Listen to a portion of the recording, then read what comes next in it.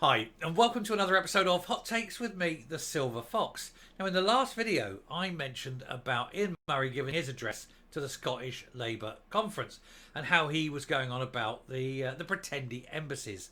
And I said I'd be doing a video on it. This is the video because Murray is saying that should Scottish Labour take control, the first thing they'll do is be to close down the Pretendy Embassies because they're not efficient, they're expensive, and they're literally little more than giving jobs for relatives of politicians and officials.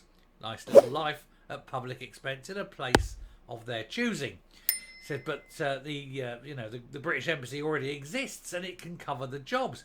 And of course, it's not just going to do the job for Great Britain or the United Kingdom, but it can do it for the regions, and it can do it for Scotland, for Ireland, for Northern Ireland, that is. For Wales, and for then all the different regions of England as well. So you get the north, the southwest, and things like that. It can focus more. It's already got the people in place. You're not having to fork that out of the Scottish budget, and that's money that can be reploughed back into the things that matter, like the NHS, for example. So it's quite a sensible move, and it will really, really, of course, upset the current crop of the SNP, who are looking to maybe do a little bit of travel, see the world, and all at public expense, and now they won't have that option. What a shame. Let's take a look. So SNP Pretendy Embassies could be under threat from Scottish Labour as Ian Murray vows to overshadow them on trade missions. Now, of course, every British embassy across the world already has a trade mission. They're in place and they have experts, people who know the local area, who know all the politicians, know all the trade, know how to get interests to the relevant people. And so, for example, if some small musical company in Forfar wants to sell fifes to Uganda, there will be people there on the ground in Uganda going, oh, well, we've got this company and he wants to sell musical instruments here. And the Ugandan people will go, oh, yeah, we'll bring them over, we'll do that. And they can organise it and they can get the people in, they know the contacts to get this contract signed and things like that. And the next thing you know, the Ugandan army is playing a fife from Forfar. And I'm not going to stop cracking that gag. It's never happened in my lifetime, but I'm hoping to God it does one day.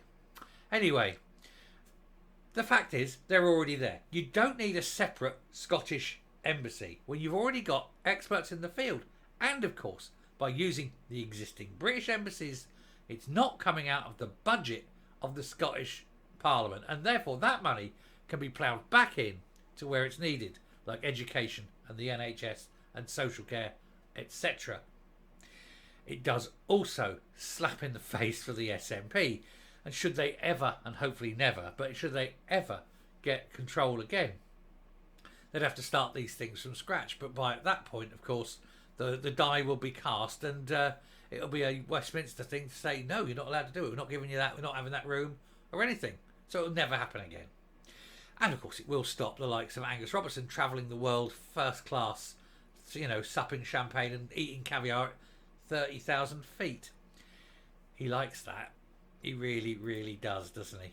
Anyway, the Shadow Scotland Secretary claimed that the UK Labour government would promote Scotland to the world better than Humza Yousaf does, with his network of 9 sad little offices filled with all these people who are not experts in the field, but who are fortunate enough to find themselves related to officials and politicians. Because that's how you succeed in life. If you don't have a degree, if you have no expertise, you can get ahead by the simple dint of being related to someone. And that's what happens in the SNP. Anyway, Labour's Shadow Scottish Secretary has vowed to utilise the Scotland office, if he is installed there to head out of trade missions to every continent to promote the country's brand. Ian Murray's promise could overshadow the SNP's controversial embassies, where Scottish Government ministers visit frequently for no reason other than they fancy a little trip abroad. Known as international offices, they were originally called Scottish Embassies until the Ferrari came and then they decided they'd change the name. The Nationalist Executive has been criticised before for doubling up on work already done on its behalf through its series of foreign outposts. Because we already have the British Embassy there doing everything. And doing it better. And doing it per head cheaper. And of course, they're proper diplomats. They're not just your mate's mate who's looking for a little job for the summer and fancies, I don't know, fancy Brussels for a year or some such rubbish. Calls have been made by angered unionist peers to kick them out of these premises because they keep using them to promote independence, which is a reserved topic. Only two, Scotland House in Brussels and London, are rented and solely operated out with the UK government control. And so the UK government could just literally close these things down tomorrow. And indeed, Cameron's threatened it. But if Cameron had balls, he would have done it already. But, Cameron's another one. Bit of a Ken doll at the front, isn't he? Anyway, Mr Murray claimed that Labour-led Scotland office would lead trade missions to every continent, overshadowing the SNP's international offices. And in his speech at Scottish Labour conference in Glasgow on Saturday, he told activists that a Labour government will sell Scotland to the world. And I'm sure he will. And there's no reason why he won't. But the thing is that the British Embassy will be there. And they already sell Scotland, Northern Ireland, Wales, the regions, the Midlands, South West, you name it. They do. Because they're filled with people for whom that is their job. They have the contacts and the knowledge. And that is the problem. The SNP don't. For them, it is not a case of pushing Scotland. It's a case of having these offices so that these people can go off. Oh, I must go to, I don't know, Brussels. Oh, first class is it? Oh, yes, all the way. Quaff, quaff. That's all it is. It's jobs for the boys. It's little rewards. Oh, I'll take an official with me. He hasn't had a day out for a while.